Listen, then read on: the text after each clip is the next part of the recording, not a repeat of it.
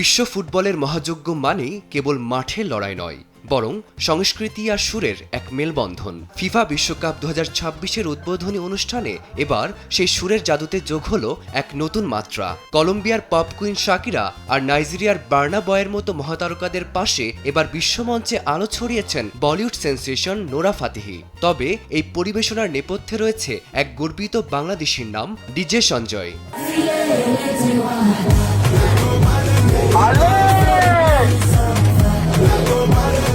বিশ্বকাপের মঞ্চে পারফর্ম করাকে নিজের ক্যারিয়ারের অন্যতম সেরা অর্জন বলে মনে করছেন নোরা।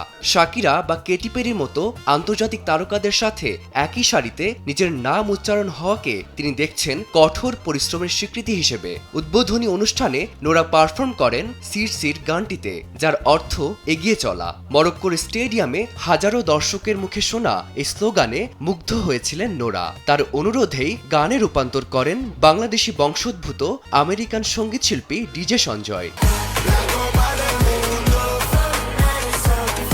লাল সবুজের প্রতিনিধিরা এবার মাঠে না থাকলেও মাঠের বাইরের এই মহোৎসবে জড়িয়ে গেছে বাংলাদেশের নাম। ইতিহাসের প্রথম বাংলাদেশি বংশোদ্ভূত শিল্পী হিসেবে ফিফা বিশ্বকাপের অফিসিয়াল অ্যালবামে জায়গা করে নিয়েছেন ডিজে সঞ্জয়। তার সঙ্গীত আয়োজনেই তৈরি হয়েছে এই বৈশ্বিক ট্র্যাক।